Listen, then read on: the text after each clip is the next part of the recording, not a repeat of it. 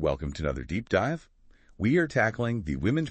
Okay, are you ready to be surprised? Always. Okay, so the next book initially didn't grab Shelley's attention, but then she did a little digging and discovered the author's super impressive credentials. Oh, wow.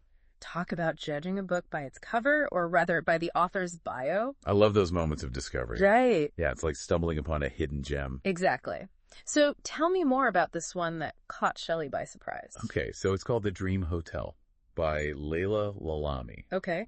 And this imagines a world where the government monitors people's dreams. Oh, wow. They're looking for ones that they deem suspicious. Okay. And the protagonist gets in trouble because her dreams about harming her husband trigger the system. Oh, that's chilling. Right. Yeah. It's like a dystopian thriller with a psychological twist. Definitely. It raises all these questions about, like, the nature of guilt, Mm-hmm. intention, and the boundaries of thought control. It makes you wonder, what if our darkest fantasies, the ones we try to suppress, could be used against us? Wow. Where does freedom of thought end and criminal intent begin? Those are some pretty heavy questions. Yeah. But that's what great literature does. That's right. Right? It pushes us to confront these uncomfortable truths Yeah. and grapple with these complex moral dilemmas. Mm-hmm. Okay, so next we have a book that captivated Shelley with its visuals, The Parisians by Sanam Malloy. Okay. I'll admit I'm also a sucker from a beautiful cover. Me too. But the story itself also sounds super captivating. Tell me more. It follows a family that once enjoyed, like, immense wealth, but lost everything after moving to America. Oh, wow. And the novel spans several decades, from the 1940s to the 2000s, Wow. as they attempt to rebuild their status and reclaim their former glory. I love how this novel kind of intertwines those personal struggles with the broader historical shifts. Yes. It's a reminder that our lives are shaped not just by our own choices, Right. but also by the events that unfold around us. Mm-hmm. And the fact that it's a multi-generational saga makes it even more intriguing. Oh, yeah. I'm always fascinated by stories that explore how family legacies are passed down, both the burdens and the blessings. Definitely. Okay, and last but not least, Okay. we have Nesting by Ren O'Donnell, a debut novel Okay. from an Irish author. All right. And this one seems to have caught the attention of a lot of, like, bookish people, including Shelley. Okay. This one centers on a mother who makes a sudden and impulsive decision to basically upend her life. Oh, wow. Packs up her 2 daughters, grabs clothes off the clothesline, and embarks on this road trip with no clear destination in mind. There's just something so compelling about stories that explore those impulsive decisions Yeah. and their ripple effects. Yeah, it makes you wonder about the tipping points in our own lives Absolutely. and the choices that shape our destinies. Yeah.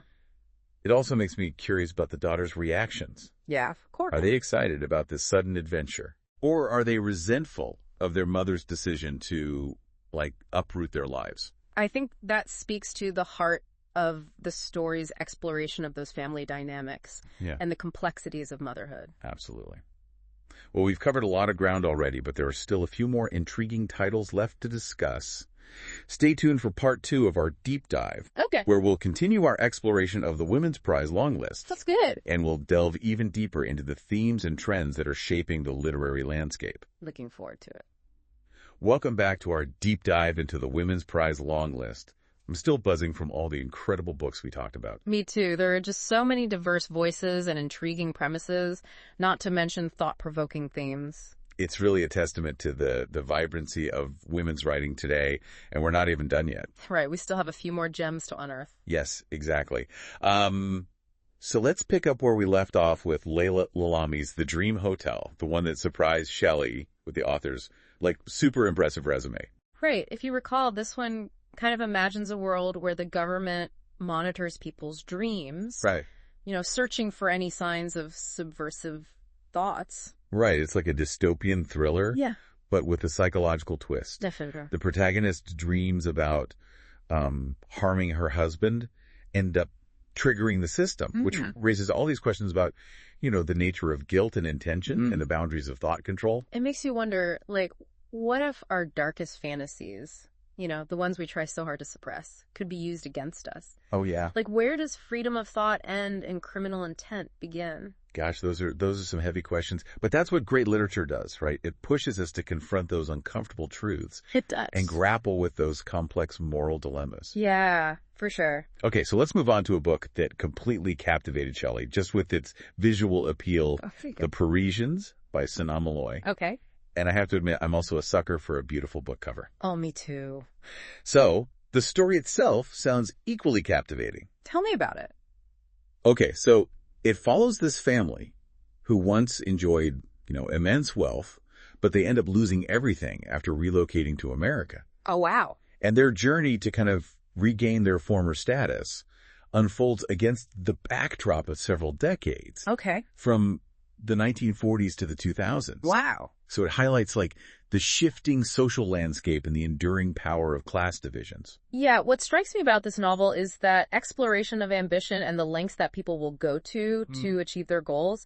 It also kind of begs the question, what is the price of success? Right. And can material wealth ever truly bring happiness? It really makes you think about the American dream and how it's often portrayed as this attainable ideal. Yeah. But in reality, the playing field is so far from level. It is. Okay, so speaking of unattainable ideals, let's talk about Nesting by Ren O'Donnell. Okay. It's that debut novel about a mother who makes this, very spontaneous decision to completely upend her life. Right, and embark on that road trip with her 2 daughters. Exactly. Yeah. This one seems to tap into our collective yearning for escape, like a fresh start. Totally. It's about breaking free from those societal expectations. Right. And embracing the unknown, even if it means facing uncertainty and potential consequences. I'm curious about the dynamic between the mother and the daughters. Oh, yeah, for sure. Is this a shared adventure? Or are the daughters kind of reluctant participants in their mother's quest for this liberation? Yeah, I could see the story unfolding in so many different ways. Yeah. From heartwarming to heartbreaking. It makes you wonder about the ripple effects of our choices, right? Oh, sure. How do our decisions impact the people that we love? And to what extent do we have the right to pursue our own desires? Yeah. Even if it means kind of disrupting the lives of others. Gosh, it's such a delicate balance. It is. And I suspect this novel explores those complexities with Yeah. nuance and empathy. I hope so. Now that we've covered all 16 books on Shelley's list, I'm really struck by the sheer diversity of themes and writing styles. Yeah. I mean, from historical fiction Yeah. to contemporary social commentary, from psychological thrillers to coming-of-age tales, there's really something here for every reader. Absolutely. And that's what makes this year's long list so exciting. It's a testament to the breadth and depth of women's writing today. Right. There's a real sense of exploration, experimentation, a willingness to push boundaries and challenge conventions. Yeah, I'm also noticing this recurring theme of female relationships. Oh, yeah. Mothers and daughters, sisters, friends. Yeah. And how these bonds really shape our lives, for better or for worse. It speaks to the power of female connection, that importance of support and understanding, but also, the potential for rivalry and conflict. Right. These stories kind of remind us that relationships are complex and multifaceted Right. and rarely fit neatly into these predetermined categories. I love that. Another thread that I'm seeing that connects a lot of these novels is the exploration of identity. Individual, familial, cultural characters are grappling with questions of belonging, heritage, displacement. Right. Often against the backdrop of these historical events or societal shifts.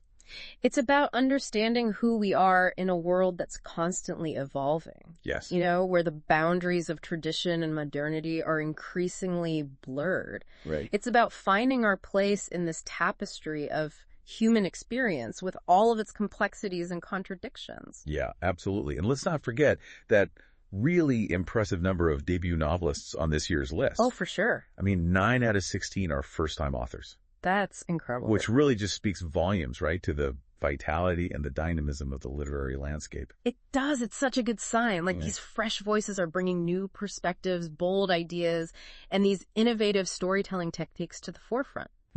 It's a sign that the future of literature is in good hands. It is. These emerging writers are not afraid to tackle those challenging subjects, right? To experiment with form and style, and to speak their truths with honesty and courage. Absolutely, and they do it beautifully. Yeah. I'm also noticing a trend of novels that engage with contemporary issues Oh, yeah. like climate change, political unrest, social inequality, Yeah. technological advancements. Yeah. It's almost as if these writers are using fiction as a lens Mm-hmm. to examine the anxieties and complexities of our current moment. I think that's a great way to put it. Yeah. It's a way of processing collective trauma, Yeah. making sense of the chaos and uncertainty that surrounds us. And it's also a reminder that even in the darkest of times, art can offer solace, insight, and a little glimmer of hope. Yes, I love that. Uh, And we are back for the final part of our deep dive into the Women's Prize long list. I feel like we've unearthed so many common threads and just, I don't know, marveled at the sheer talent that's on display in these 16 books. It really has been an enriching journey. It has. And as we kind of reach the final stretch here, I'd love to just zoom out a little bit and Okay. consider what this long list might tell us about the broader landscape of women's writing today. I'm all ears. I always love kind of seeing how these prize lists reflect those larger, literary conversations and trends. Yeah. So what patterns or shifts have you observed? Well, one thing that really struck me was the prevalence of stories set in the past. Oh, interesting. We have novels set in post-World War II England, Tudor-era England, Right. 1950s Singapore, 1920s Provence, and even a near-future Cape Town. It seems like there's this real fascination with exploring history, Yeah. both personal and collective. Absolutely. And it's not just about revisiting those historical events. It's about understanding how the past shapes the present, how the echoes of, past traumas and triumphs resonate through generations. Think about Emma, for example, Yeah. which explores that lasting impact of childhood abuse Right. or crooked seed, Yeah. where the protagonist is haunted by her brother's alleged involvement in a terrorist group like decades earlier. Right. These stories remind us that the past is never truly behind us. It's true. It's Well, always yeah. there lurking beneath the surface. And it's also interesting to note the range of those historical settings, too. Yeah. We're not just limited to those kind of like Western perspectives anymore. Right. This long list really challenges that traditional canon. Expanding our understanding of what constitutes important historical narratives. Yeah. It's a reminder that history is not this monolithic thing. Right. There are countless stories waiting to be told and voices waiting to be heard. Absolutely. And speaking of diverse voices, I'm struck by the number of novels that explore themes of displacement and migration. Oh, yeah, for sure. The Parisians follows a family who loses their wealth after moving to America. Right? Dream Country features a Nigerian travel writer who's navigating life in a foreign land. These stories really speak to those complexities of identity formation, in a globalized world. Yeah. They explore those challenges of assimilation, that tension between preserving your cultural heritage Yeah. and embracing these new ways of life. It's about finding your place in a world that's constantly shifting, Yeah. where those boundaries between home and away are increasingly blurred. Absolutely. It's about recognizing that richness and complexity that arises from, Yes. the intersection of different cultures and perspectives. Oh, well said. Okay, so another trend that I find particularly exciting is the rise of speculative fiction. Oh, interesting. We have novels like The Dream Hotel, Right. which, imagines this world where dreams are monitored by the government. Right. And Ministry of Time. Yes, Yeah. exactly, which kind of dabbles in time travel and historical revisionism. It's like these authors are using those speculative elements to explore those anxieties and possibilities of our present moment, right? Like Yeah. just pushing those boundaries of realism, creating worlds that are both familiar and strange, kind of prompting us to question our assumptions and consider alternative realities. It's a reminder that fiction isn't just about mirroring reality. Yeah. It's also about imagining new possibilities, Yeah. challenging the status quo, and provoking thought. And we can't forget the sheer power of storytelling that's on display in these novels. Oh my gosh, yes. We have lyrical prose, sharp wit, intricate plots, and just unforgettable characters. It's true. These authors are masters of their craft, Day on. weaving words into worlds that both captivate and illuminate. It's a testament to the artistry and skill of women writers today. They're pushing those boundaries of language, experimenting with form and style, and really crafting stories that resonate deeply with readers. So, as we conclude this deep dive, I'm honestly left with this sense of awe and inspiration. Me too. This long list is truly a celebration of the richness, the diversity, and just the sheer brilliance of women's writing. It reminds us that stories have the power to transport us, challenge us, and ultimately, connect us to something larger than ourselves. Yes, and it's an invitation to keep exploring. Definitely. To keep reading, to keep discovering all those countless voices and perspectives that make up this vibrant tapestry of contemporary literature. Absolutely. So, dear listeners, what will you read next? Which of these novels has sparked your curiosity? Right. Dive into the long list. Yes, dive into that long And list. discover the stories that speak to your heart and mind. And remember, the journey doesn't end here. That's right. There are always new worlds to explore, new voices to discover, and new stories waiting to be told. Happy reading, everyone. Happy reading.